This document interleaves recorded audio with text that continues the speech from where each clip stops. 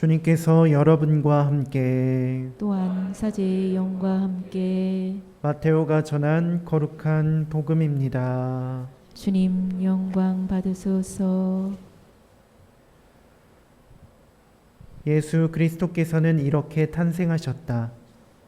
그분의 어머니 마리아가 요셉과 약혼하였는데 그들이 같이 살기 전에 마리아가 성령으로 말미암아 잉태한 사실이 드러났다.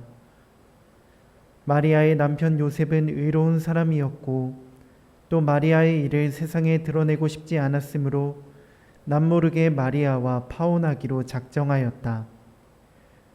그렇게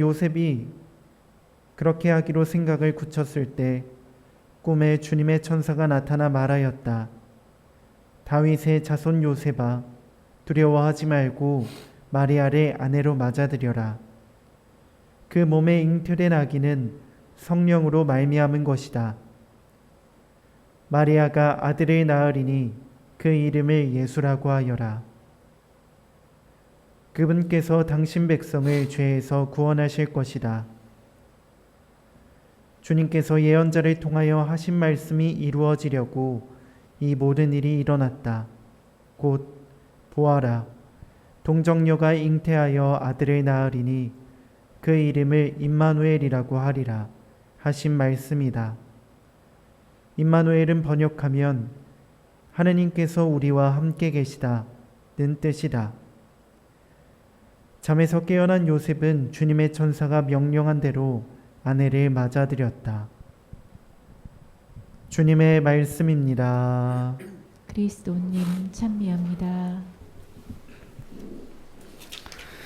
전미 예수님, 이제 조금 있으면 아기 예수님 탄생 오십니다.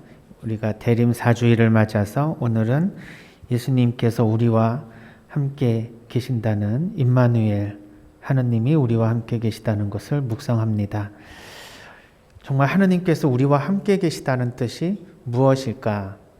하느님께서 우리와 같이 계신다는 뜻이지 무슨 다른 뜻이 있습니까? 라고 생각할 수 있는데 굉장한 의미가 숨어 있다라는 것, 깊이 성찰하지 않고서도 언뜻 직관적으로 알 수 있을 것 같습니다. 하느님은 한 분이시고 또 이 세상을 만드신 창조주시라는 것을 믿는다면 하느님이 우리와 함께 계시다는 사실은 너무도 당연한 것이겠죠. 그런데 만일에 하느님을 우리가 믿지 않고 그 존재에 대한 생각이 없다면 그럼 신인 우리와 함께 있다는 것에 대한 의미가 무엇일까 이렇게 생각을 해보지 않을 수가 없습니다. 이 세상이 존재하고 있는 이유에 대해서 과학자들뿐만 아니라 많은 사람들이 궁금해합니다.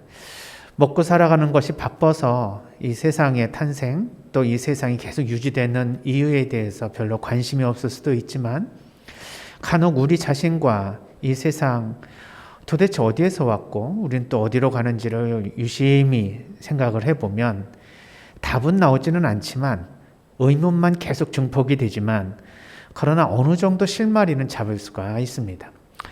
과학이 발달하면 발달할수록 이 지구가 계속해서 생명체를 유지하고 있는 이 사실은 불가능에 가까운 확률을 뚫고 이 지구 안에 우리가 살고 있다는 것을 알려줍니다. 인류 원리라고 들어보셨을 겁니다. 인간이 어떻게 이렇게 이 광활한 우주에서 절대 온도인 영하 270도나 되는 이러한 이 우주의 온도의 생명체가 살 수 없는 환경에 이 지구가 생명체를 더군다나 우리가 살고 있을 수 있을까? 생각해 보면은 불가능한 확률을 뚫고 우리가 살고 있다는 자체가 우리가 살고 있는 것에 대한 이유가 된다는 참 알 수 없는 아이러니한 이론입니다. 즉 우리가 어떻게 생겨날 수 있느냐라는 것은 어떤 것으로 설명이 될 수 없습니다. 그냥 우리가 살고 있기 때문에 그 자체가 하나의 근거가 될 수밖에 없는 알 수 없는 세상입니다.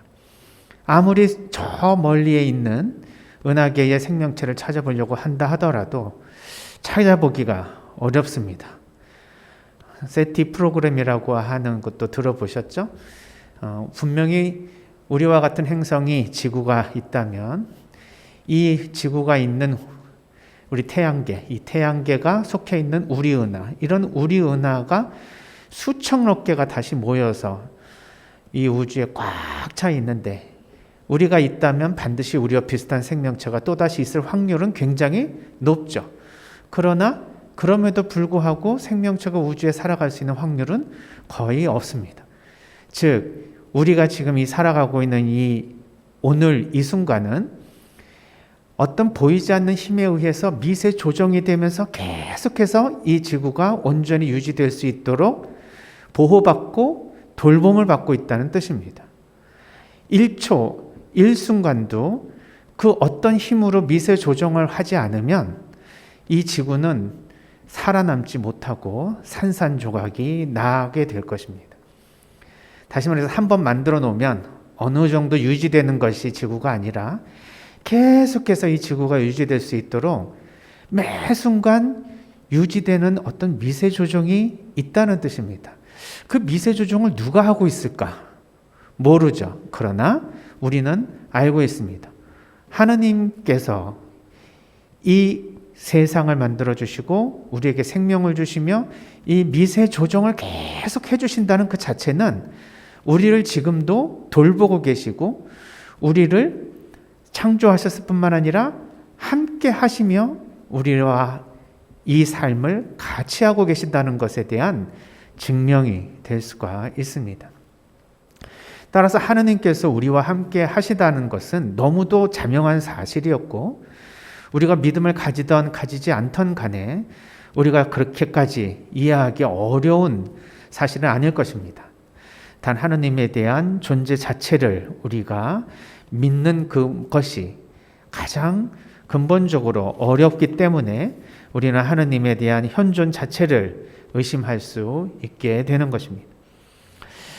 그러나 하느님을 우리가 체험을 통해서 어떤 논리나 인식이 아닌 하느님이 계시다는 것을 우리가 체험을 통해서 알게 된다면 거기에서 바로 하느님이 계시고 그 하느님이 계심으로써 우리가 하느님께 큰 희망을 얻고 있다는 사실을 알게 됩니다.